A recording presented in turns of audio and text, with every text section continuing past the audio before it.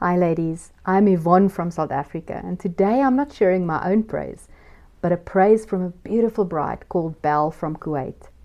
Belle talks about how, where she lives, you cannot get a driver's license if you don't have someone to recommend you. If I understand it correctly, it is probably something like getting someone to teach you or someone that's connected in the country and paying them to help you get your driver's license.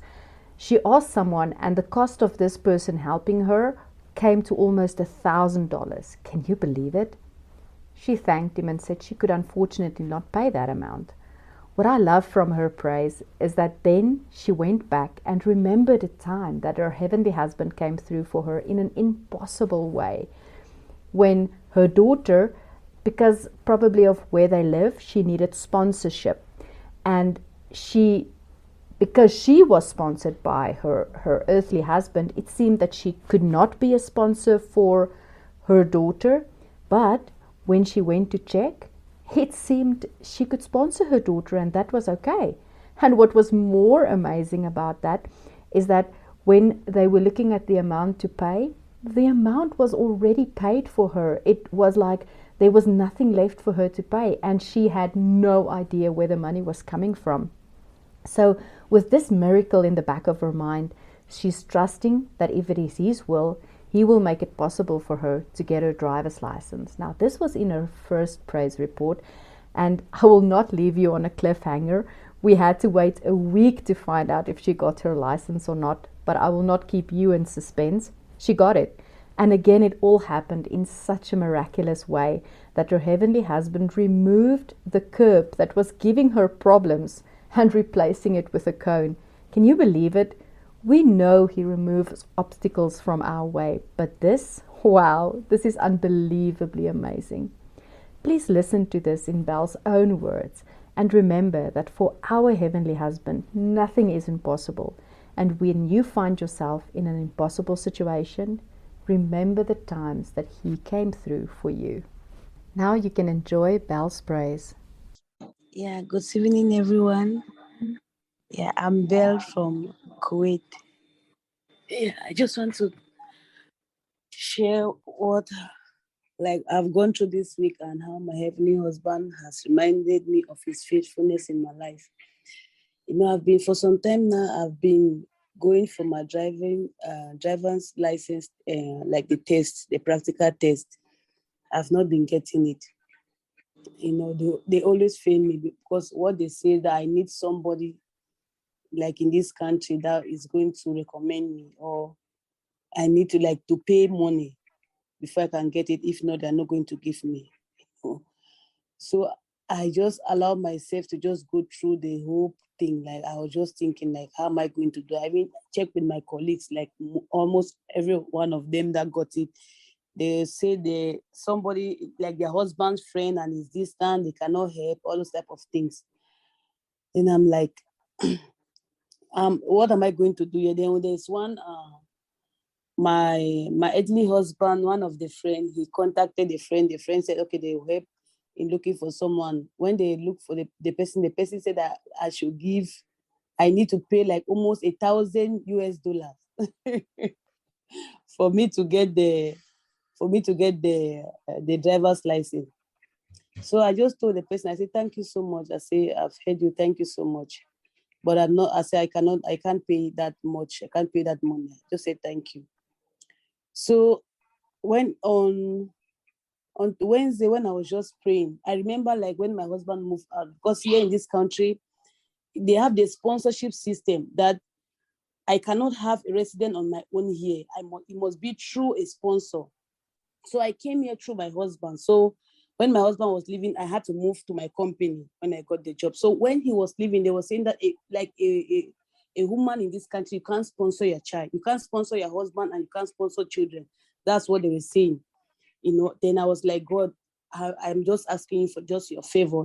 I don't want my child, with all that is happening, I don't want my child to go back home. I want to be with my child here. So I just had to close my ears from everything people were saying, that this is what is going to happen, this is what is going to happen. When the time reached, I didn't seek anybody's help. I went there and God was faithful with me. He just sent somebody, that knows the language, that was going with me. He had to go everywhere. He's the one, whatever it is, when I speak in English, he will translate in Arabic for me. And I was able, to the glory of God, transfer my daughter's residence to me, even without the presence of my husband here. They were able to transfer my daughter's residence to me. And the money I was supposed to pay, 100 KD of this currency here, I could not pay it. I don't know how God did it. I was supposed to pay, because that's the fee you pay if you are transferring the residence from husband to wife. You have to pay that much. But I didn't pay that amount of money. They already told me it's paid already. From the system, it shows that it is paid. I don't know how, but I just thank the Lord. So when I was praying now, the Lord just reminded me of that time when nobody was there. I had just him. I look up to him. And when the time, when I went there, he sent help to me. I was just repenting to the Lord that, it's not like I'm ignorant. I'm not ignorant of your word anymore. He told me that the help of man is useless. Only you can give me help from trouble.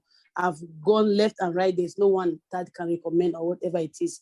And they are requesting for money, the ones that they have seen. But I said, no, I'm not going for that. I said, Father, please forgive me. If it is your will to give me this driver's license, you'll give it to me. If it's not your will, it's okay. I'm going to accept it, because I've come to that place in my relationship with you that I can't limit you. I can't see you based on what I'm going through. If you're not giving me the driver's license now, it doesn't mean that you are not faithful. It doesn't mean that you are not doing it for others. You have a reason why you will not allow it, if it is your will. So I'm like, Father, I ask for forgiveness, please. I put aside every other thing. I'm going to do more practice over the weekend, and I'm going back there on Sunday. Whatever is your will, let it be done. So I just thank God, because he encouraged me again to hold on to him. And one thing again, they said it's just 4 or 5 chances that I have.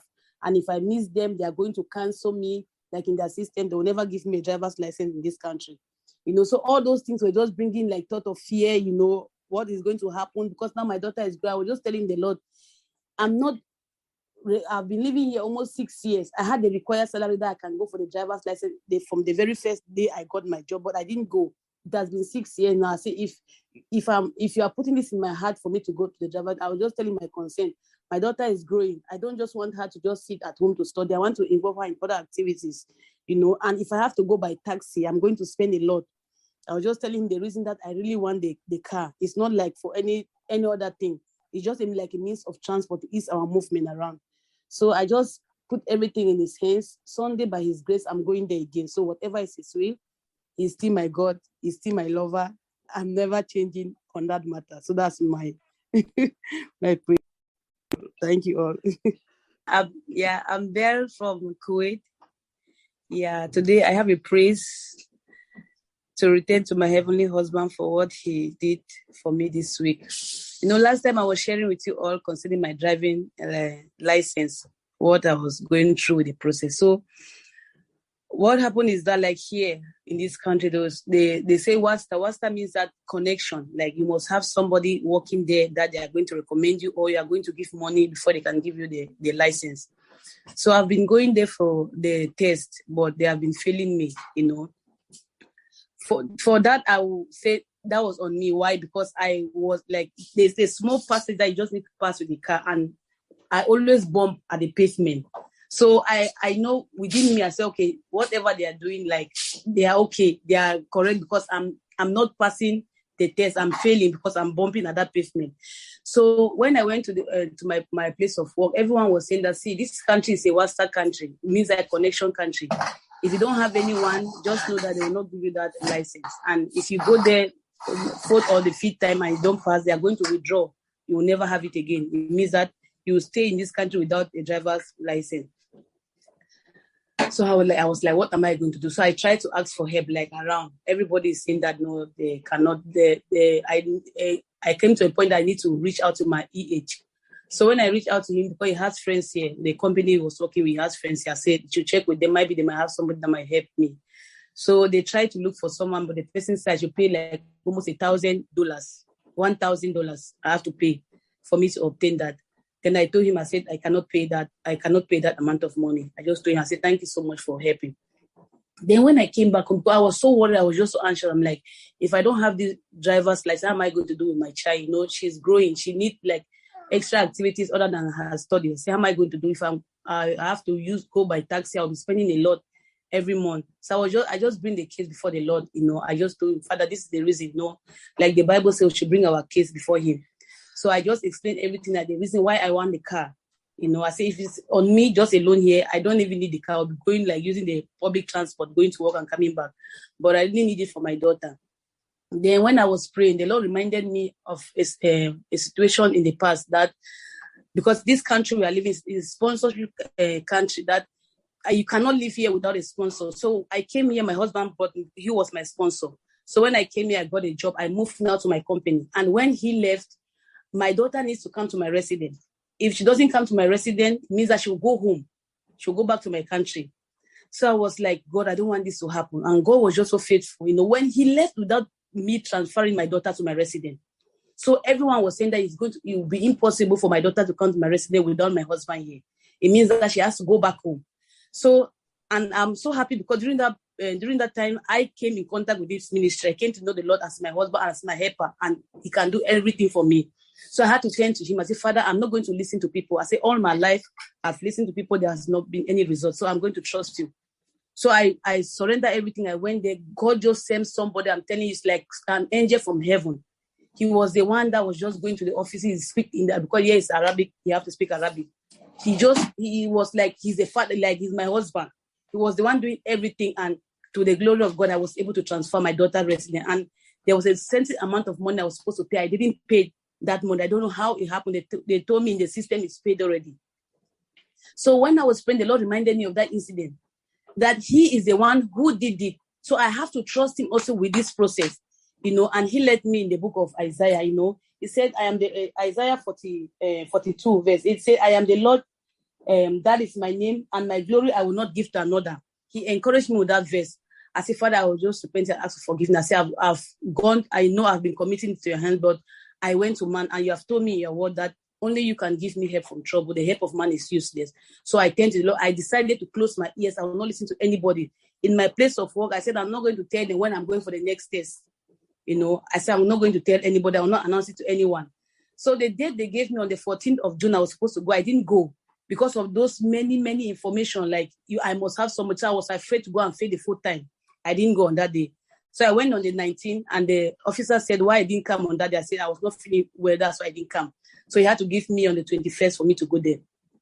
So on the 21st, I went there for the test. I went very early. So I was almost the first people to take the test. God is just so good and so faithful. All of a sudden, while we're standing on the line, the officer himself, the one who is responsible of issuing that driver's license, he's the one who came to give me that test in that morning.